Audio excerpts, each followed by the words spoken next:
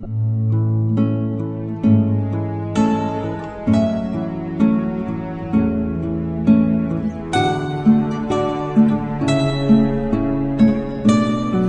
est le sens que vous donnez à Yom Kippour? Yom Kippour, c'est d'abord la nécessité de se tourner vers son prochain, de lui demander pardon et de s'assurer que la conscience que nous avons de la faute commise est bien la même chez nous que chez lui. Est-ce que les enfants, les adolescents et les personnes les plus âgées également sont capables de s'interroger, de se regarder, de se questionner et de demander pardon? Écoutez, je crois que c'est possible à partir du moment où l'on s'est préparé à la chose. Ce qui veut dire qu'à partir du début du mois de Elul, pendant Rosh Hashanah et pendant les 10 jours qui séparent Rosh Hashanah de Kippour, nous sommes préparés à cette demande de pardon afin d'arriver lucide, prudent et efficace. Faut-il fauter pour se faire pardonner? Chacun d'entre nous faute. Même vous? Non seulement on faute volontairement, mais souvent involontairement. On n'a pas toujours conscience des fautes que l'on commet. Il arrive que l'on fasse du mal à quelqu'un sans s'en rendre compte et qu'on apprenne beaucoup plus tard des torts que l'on a commis. C'est aussi à cela qu'il nous faut réparer, qu'il nous faut penser à Yom Kippour afin de le réparer tout au long de cette journée de prière.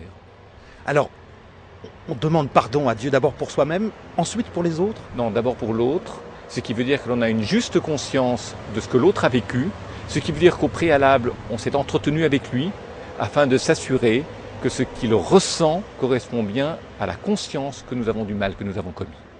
Est-il possible de vivre cette journée dans le bonheur, de ressortir heureux? On ressort heureux de Yom Kippour à partir du moment où l'on a réalisé son projet de Kippour. Et comment est-ce qu'on s'en rend compte finalement? Écoutez, on s'en rend compte d'abord au niveau du vécu.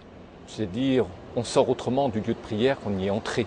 On a l'impression d'avoir laissé derrière soi un certain nombre de charges, un certain nombre de peines, un certain nombre d'angoisses, un certain nombre de culpabilités, et que le temps peut recommencer autrement. C'est comme ça qu'on s'en rend compte.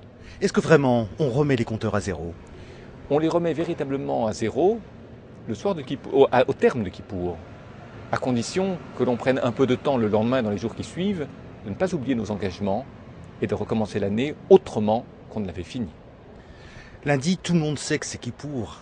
La communauté française est au courant. Est-ce que vous pensez qu'il est bon comme ça de s'ouvrir, finalement, de communiquer, de faire savoir? On fait savoir, mais surtout on change. Ce qui veut dire qu'il ne suffit pas de montrer que l'on est juif et qu'on va à la synagogue, encore faut-il que les juifs et que la communauté juive sortent véritablement changés de ce bouleversement énorme que représente la prière de Kippour, et qu'elle se comporte autrement, et qu'elle offre une autre image d'elle-même, encore plus digne, encore plus probe, encore plus droite que celle qu'elle offrait auparavant.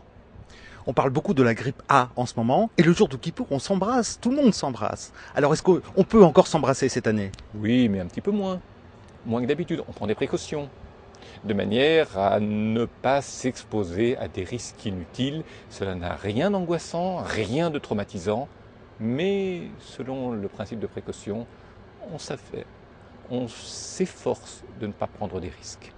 Shana Tova, monsieur le grand rabbin. Shana Tova à tous ceux qui nous regardent et qui nous écoutent, à la communauté juive et à ceux qui sont seuls et qui ont le plus besoin d'une année douce et bénie. Shana Tova u'mevurechet.